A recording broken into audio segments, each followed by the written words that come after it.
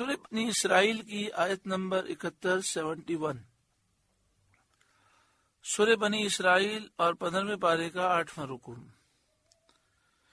اللہ رب العالمین نے ارشاد فرمایا، یوم ندعو کل اناس بامامہم، جس دن ہم ہر جماعت کو اس کے امام کے ساتھ بلائیں گے جس کا وہ دنیا میں اتباع کرتا تھا، یعنی جو جس کی دنیا میں پیروی کرے گا کل بروز قیامت اسے اس کے ساتھ بلایا جائے گا اور اس کا حشر اس کے ساتھ ہوگا۔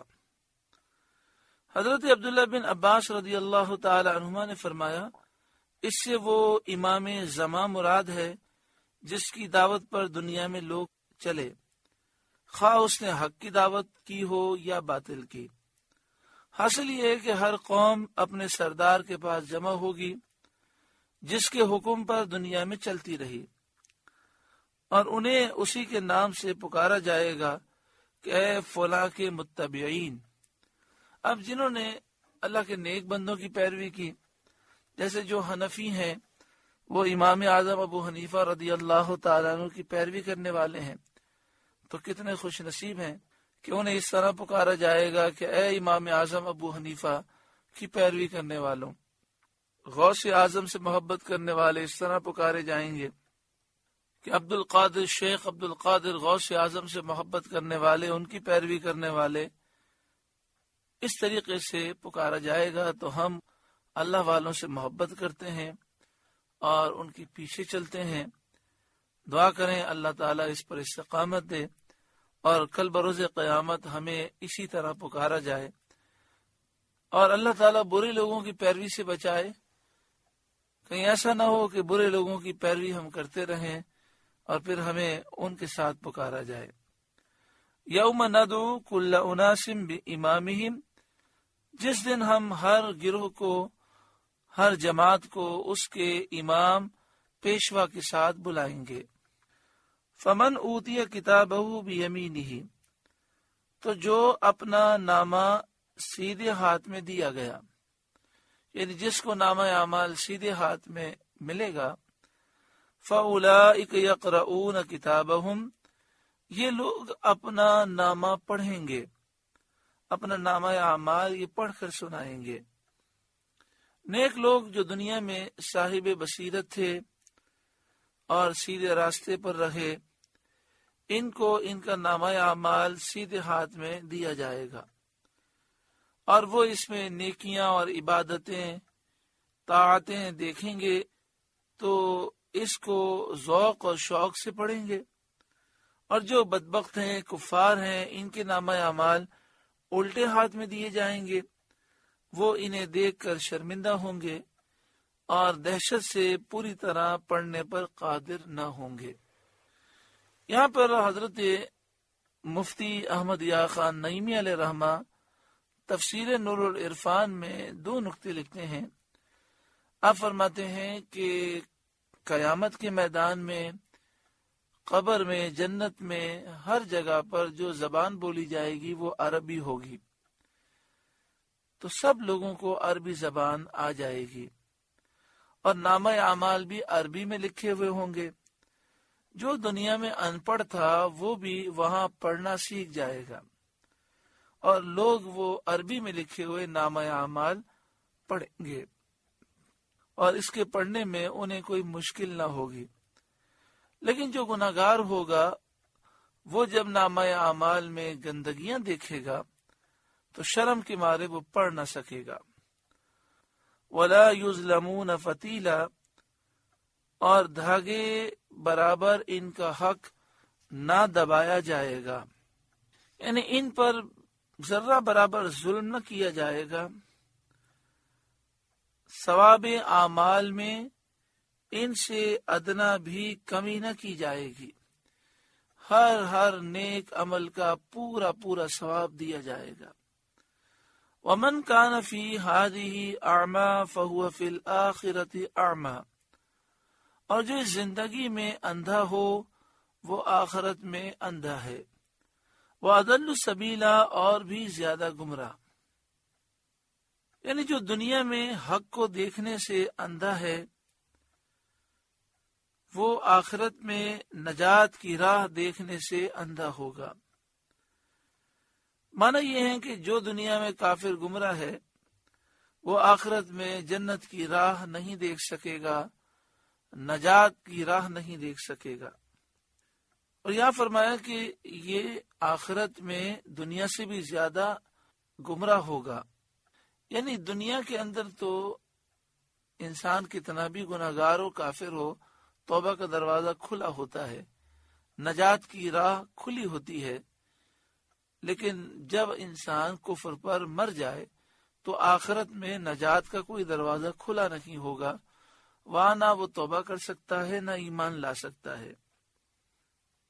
وَإِن كَادُوا لَيَفْتِنُونَكَ عَنِ الَّذِي أَوْحَيْنَا إِلَيْكَ، اور وہ تو قریب تھا کہ آپ کو کچھ لغزش دیتے ہماری وحی سے جو ہم نے آپ کو بھیجی، لِتَفْتَرِيَ عَلَيْنَا غَيْرَهُ، کہ آپ ہماری طرف کچھ اور نسبت کر دیں، وَإِذًا لَاتَّخَذُوكَ خَلِيلًا، اور ایسا ہوتا تو وہ آپ کو اپنا گہرا دوست بنا لیتے۔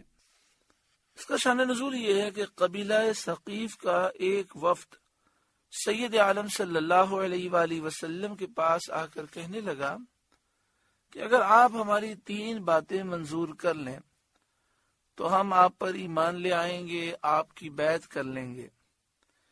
ایک تو یہ ہے کہ ہم نماز میں جھکیں گے نہیں، یعنی ہم نماز میں رکوع و سجدہ نہ کریں گے۔ دوسری یہ کہ ہم اپنے بت اپنے ہاتھوں سے نہ توڑیں گے۔ تیسرے یہ کہ لات کو پوجیں گے تو نہیں، جو ان کا بت تھا لات، ان کا لات کی ہم پوجا تو نہیں کریں گے، مگر 1 سال اس سے نفع اٹھا لیں کہ اس کے پوجنے والے جو نذرانے اور چراوے لائیں اس کو ہم وصول کر لیں۔ سید عالم صلی اللہ علیہ وسلم نے فرمایا اس دین میں کچھ بھلائی نہیں جس میں رکوع سجدہ نہ ہو، اور بتوں کے توڑنے کی بابت تمہاری مرضی، اور لات و عزا سے فائدہ اٹھانے کی اجازت میں ہرگز نہ دوں گا۔ وہ کہنے لگے یا رسول اللہ صلی اللہ علیہ وآلہ وسلم، ہم چاہتے یہ ہیں کہ آپ کی طرف سے ہمیں ایسا اعزاز ملے جو دوسروں کو نہ ملا ہو، تاکہ ہم فخر کر سکیں اس میں۔ اگر آپ کو اندیشہ ہو کہ عرب کے لوگ شکایت کریں گے تو آپ ان سے کہہ دیجئے گا کہ اللہ کا حکم ہی ایسا تھا۔ اس پر یہ آیت نازل ہوئی۔ اس آیت کریمہ میں بیان کیا گیا کہ کافروں نے پورا زور لگایا اور وہ بظاہر یہ کام کرانے کے قریب تھے، لیکن چونکہ نبی اکرم صلی اللہ علیہ وآلہ وسلم کو اللہ نے محفوظ پیدا کیا، معصوم پیدا کیا، اور آپ کو کوئی راہ حق سے ہٹا نہیں سکتا، اس لیے کافر ناکام ہو گئے۔ وَلَوْلَا أَن ثَبَّتْنَاكَ لَقَدْ كِدتَّ تَرْكَنُ إِلَيْهِمْ شَيْئًا قَلِيلًا، اور اگر ہم آپ کو ثابت قدم نہ رکھتے تو قریب تھا کہ آپ ان کی طرف کچھ تھوڑا سا جھکتے، یعنی اگر ہم نے آپ کو معصوم پیدا نہ کیا ہوتا تو آپ جھکتے، لیکن چونکہ آپ کو معصوم بنایا تو آپ کا ان کی طرف جھکنا ناممکن ہے۔ جیسا کہ قرآن مجید فرقان حمید میں ایک مقام پر یہ ہے کہ اگر کئی خدا ہوتے تو پوری کائنات برباد ہو جاتی، چونکہ کئی خدا کا ہونا ناممکن ہے اس لیے کائنات برباد نہیں ہوئی۔ اسی طرح قرآن پاک میں یہ ہے کہ اے محبوب آپ فرمائیے کہ اگر رحمان کا بیٹا یا بیٹی ہوتی تو سب سے پہلے میں اس کی پوجا کرتا، تو چونکہ اللہ کے لیے بیٹا ہونا یا بیٹی ہونا ناممکن ہے اس لیے میرا غیر اللہ کو پوجنا بھی ناممکن ہے۔ تو اسی طرح یہاں پر بھی یہی بیان کیا جا رہا ہے کہ آپ معصوم ہیں اور آپ کا کسی کافر کی طرف جھکنا یہ ناممکن ہے، آپ چونکہ معصوم ہیں اور معصوم سے لغزش خطا نہیں ہو سکتی. اذا لأذقناک ضعف الحیات و ضعف الممات، اور ایسا ہوتا تو ہم آپ کو دگنی عمر اور دگنی موت کا مزہ دیتے. ثم لا تجد لك علینا نصیرا، پھر آپ ہمارے مقابل اپنا کوئی مددگار نہ پاتے.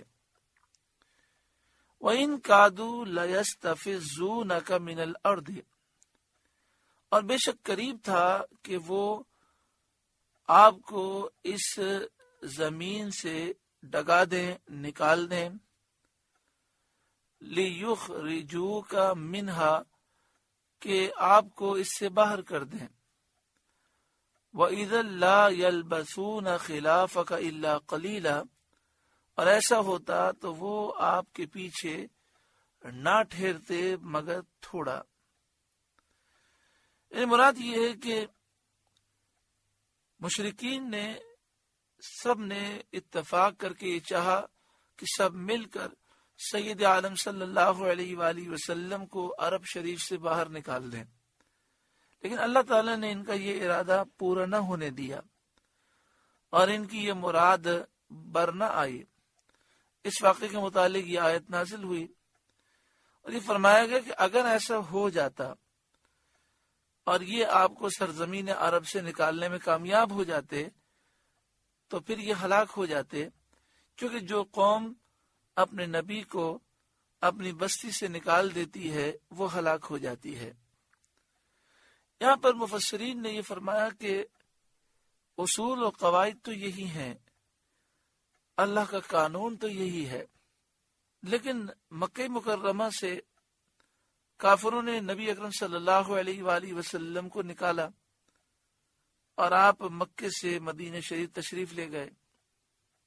تو اس قانون کے مطابق اہل مکہ کا ہلاک ہو جانا تھا، لیکن نبی اکرم صلی اللہ علیہ وآلہ وسلم کی رحمت کے صدقے میں اور ان کی دعاؤں کے صدقے میں اللہ تعالیٰ نے کرم فرمایا اور اہل مکہ کو مہلت دی اور ان کی اکثریت کو اللہ تعالیٰ نے ایمان لانے کی توفیق عطا فرمائی. سنت من قد ارسلنا قبلک من رسلنا، دستور ان کا جو ہم نے آپ سے پہلے رسول بھیجے. یعنی جس قوم نے اپنے درمیان سے اپنے رسول کو نکالا ان کے لیے سنت الہی یہی رہی کہ انہیں ہلاک کر دیا. وَلَا تَجِدُ لِسُنَّتِنَا تَحْوِيلًا، اور آپ ہمارا قانون بدلتا نہ پائیں گے.